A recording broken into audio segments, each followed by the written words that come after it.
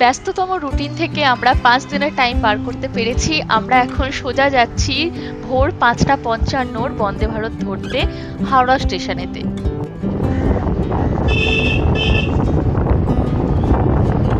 এইবারে আমাদের গন্তব্য হচ্ছে ইস্ট সিকিম। যাচ্ছি আমরা এখান থেকে নিউ জলপাইগুড়ি স্টেশন, দেন ওখান থেকে আমাদের গাড়ি বুক করা আছে, সোজা রওনা দেবো আমরা ইস্ট সিকিমের জন্য। আজ থেকে শুরু হচ্ছে আরেকটা নতুন ট্রাভেল সিরিজ।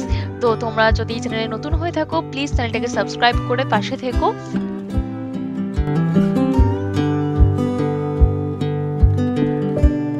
দেখতে দেখতে আমরা এখন চলে এসেছি হাওড়া স্টেশনেতে। আর আমাদের যেহেতু ভোরবেলা ট্রেন আছে, এই ভোরবেলা ট্রেন জার্নির মজাটা কিন্তু আলাদাই থাকে। সারা রাত এক রাস এক্সাইটমেন্ট, আর কখন স্টেশনে পৌঁছাবো শুধু এই চিন্তাটাই মাথার মধ্যে ঘুরতে থাকে। আর এই ভোরবেলার হাওড়া স্টেশনের এই এরিয়াটা কিন্তু খুবই সুন্দর লাগছে দেখতে। এই যে এটা হচ্ছে নিউ প্ল্যাটফর্ম, আর আমরা কিন্তু নিউ প্ল্যাটফর্মে যাব না, আমরা যাব হচ্ছে ওল্ড প্ল্যাটফর্ম।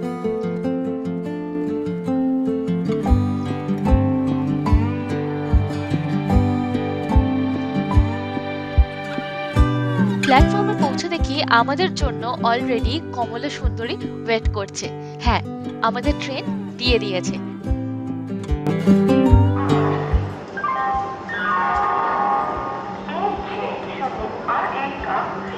এখন আমরা যাচ্ছি নিউ জলপাইগুড়ির উদ্দেশ্যে। বন্দে ভারতের সামনে দাঁড়িয়ে আছি, new Vande Bharat, orange colour C10 আমাদের কোচ।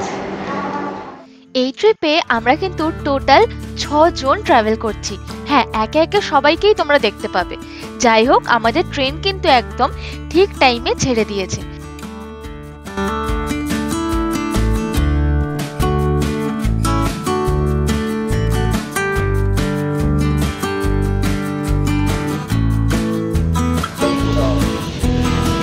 আমাদের ট্রেন ছেড়ে দিয়েছে পুরো একদম কারেক্ট টাইমে।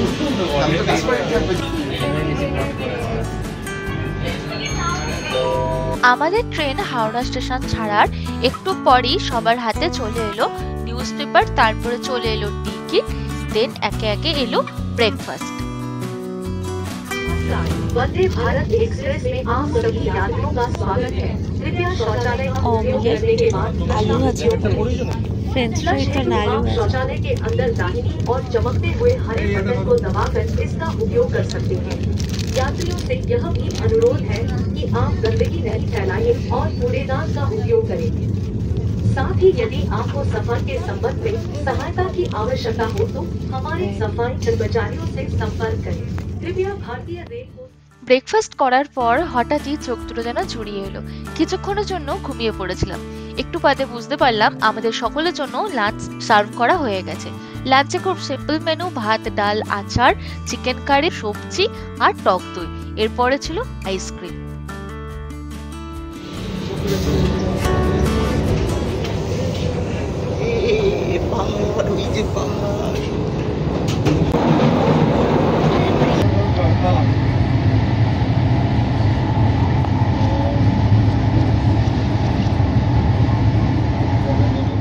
আমাদের এই 561 কিলোমিটারের জার্নিটা বেশ স্মুথ কেটে গেল। ফুড ইনক্লুড করে আমাদের এক একজনের ভাড়া পড়েছিল 1570 টাকা করে। ঘড়িতে বাজে 1:20। আমাদের 1:25-এ জলপাইগুড়ি নিউ জলপাইগুড়ি নামানোর কথা, কিন্তু তার আগেই দেখতে পাচ্ছ আমাদের নামিয়ে দিয়েছে। এখন আমরা সোজা চলে যাব আমাদের যেখানেতে গাড়ি আসবে সেখানেতে।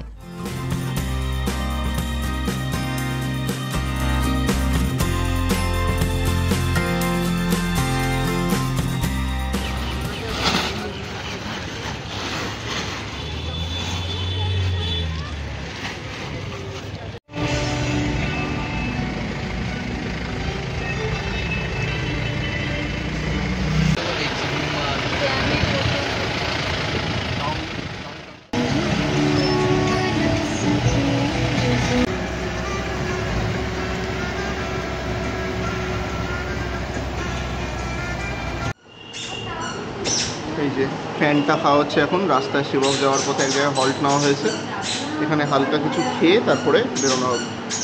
টোটাল 5 ঘন্টার জার্নি সিলেরিগাঁও পৌঁছাতে।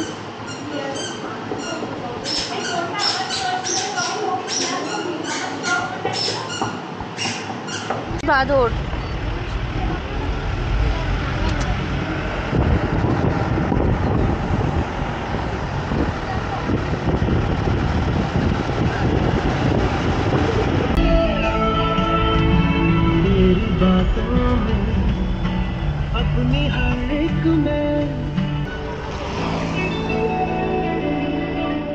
রাস্তায় এতটাই জ্যাম ছিল যে আমাদের 5 ঘন্টার জার্নিটা দাঁড়িয়েছিল 6.5 ঘন্টায়। জার্নিটা অনেকক্ষণের হলেও বন্ধুদের সাথে গল্প করতে করতে গাড়ির মধ্যে আমরা সময়টা কাটিয়ে দিয়েছিলাম। দেখতে দেখতে আমরা এসে পৌঁছে গেছি আমাদের সিলেরিগাঁওয়ের হোমস্টেতে। হোমস্টেটা খুবই সুন্দর, একদম পাহাড়ের কোলেই রয়েছে। সবাই যে যার রুমে চলে গেছে। এটা হচ্ছে আমাদের রুম। হ্যাঁ, দুখানা বড় বড় কুইন সাইজ বেড রয়েছে, আর বেডের পাশেই রয়েছে এরকম বড় উইন্ডো। এখান থেকে শুয়ে শুয়ে কিন্তু বাইরের ভিউ দেখা যাবে সকালবেলা। রয়েছে একটা মিরর, আর রয়েছে অ্যাটাচড টয়লেট। টয়লেটের দেখতেই পাচ্ছ কতটা পরিষ্কার, একদম সবকিছু গরম জল টলের ব্যবস্থা রয়েছে, একদম সুন্দর অ্যারেঞ্জমেন্ট। একটু পরে আমাদের জন্য চলে এলো গরম গরম লিকার চা আর ভেজ পকোড়া।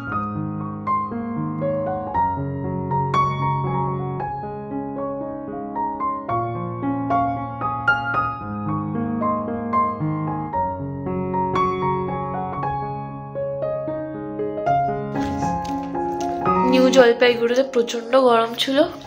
আমরা এখানে এসেছি, এখানের ওয়েদার কিন্তু অনেকটাই প্লেজেন্ট আর বেশ ঠান্ডা ঠান্ডা লাগছে, যেহেতু এটা জঙ্গলের জঙ্গল এরিয়ার মধ্যে পড়ে। মেন ব্যাপারটা হচ্ছে কালকে সকালে উঠে দেখবো যেখান থেকে এখান থেকে কিরকম ভিউ পাওয়া যায়। এখন স্ন্যাক্সটা খেয়ে দেন ফ্রেশ ট্রেশ হয়ে যাবো ডিনার করতে। তো কেমন লাগছে মিস্টার বোস? কলকাতার মেখে রয়েছি, এত ধুলো ছিল রাস্তায়। কলকাতার গরম থেকে এখানে এসে পুরো ঠান্ডা, এরকম সুন্দর ওয়েদারেতে কেমন লাগছে? চা আর পকোড়া দারুণ রিফ্রেশিং, খুব ভালো লাগছে। সকাল থেকে বেশ ভালোই হলো। একটু গরম খেলাম শিলিগুড়িতে, বাকি ওভারঅল খুব ভালো। চা পকোড়া খেয়ে আমরা হালকা ফ্রেশ হয়ে নিলাম। আমাদেরকে বলে গেল আমাদের জন্য ওয়াই ওয়াই রেডি, একদম ডিমের ভুর্জি পেঁয়াজ কুচি দিয়ে বানিয়েছে ইয়াম্মি করে। আর বাইরে মুষলধারে বৃষ্টি হচ্ছে, মানে সত্যি বলতে একটা আলাদাই অনুভূতি। রাত 9:30টার সময় আমাদের ডিনার চলে এসেছে। ডিনারের মেনু খুব সিম্পল, যে রুটি খাবে রুটি, যে ভাত খাবে ভাত, সঙ্গে ডাল, সবজি, স্যালাড আর চিকেন। আমি আর স্বস্তিক নিয়েছিলাম রুটি, আর বাকিরা নিয়েছিল ভাত। আর সত্যি বলতে প্রত্যেকটা খাবারেরই টেস্ট কিন্তু খুবই ভালো। আর এখানকার রুটিগুলো দেখেছো কি সুন্দর, নরম নরম ফোলা ফোলা, একটু অন্যরকম। আমাদের ওদিকে কিন্তু এরকম রুটি হয় না। Good morning everyone. সিলেরিগাঁওতে আমাদের প্রথম সকাল। গত 2-3 মাস ধরে নাকি কাঞ্চনজঙ্ঘা দেখাই যাচ্ছিল না। সবাই বলছে আমরা নাকি খুব লাকি, কারণ আগের দিন রাত্রিবেলা এতটাই বৃষ্টি হয়েছে, ওয়েদারটা পুরো ক্লিয়ার হয়ে গেছে। আর আজকে দেখো পুরো ঝকঝকে তকতকে একদম সুন্দর সকাল, আর কাঞ্চনজঙ্ঘা এত সুন্দর দেখা যাচ্ছিল ভোরবেলার দিকে। অবশ্য ভিডিও তোলা হয়নি, আমি কতগুলো ফটো ক্যাপচার করেছিলাম।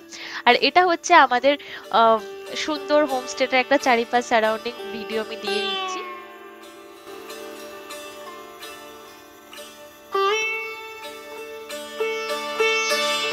আর বিছানা থেকে শুয়ে শুয়ে আমরা ঠিক এক্স্যাক্টলি এই ভিউটাই পাচ্ছিলাম।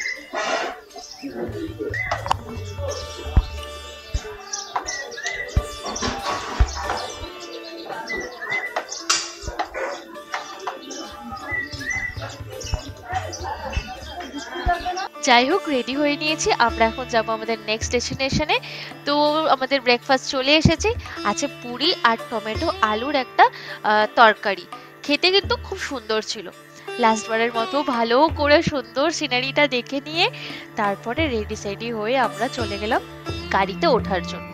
আর হ্যাঁ, সিলেরিগাঁওতে কিন্তু একটু কারেন্ট যাওয়ার প্রবলেম আছে, সেই জন্য তোমরা মোবাইলের যারা ঘুরতে যাবে তারা কিন্তু মোবাইলের চার্জটা একটুখানি দিয়ে রেখো, আর অবশ্যই পাওয়ার ব্যাংকটা ক্যারি করো। তো এই ছিল আজকের আমার ভিডিও। আর তোমাদের বলে রাখি, সিলেরিগাঁও কিন্তু কালিম্পংয়ের একটা ছোট্ট গ্রাম, একটা অফবিট জায়গা, প্রচন্ড সুন্দর। তোমরা আমাদের ট্রাভেল সিরিজ থেকে ঘুরতে যাওয়ার প্ল্যান করতেই পারো।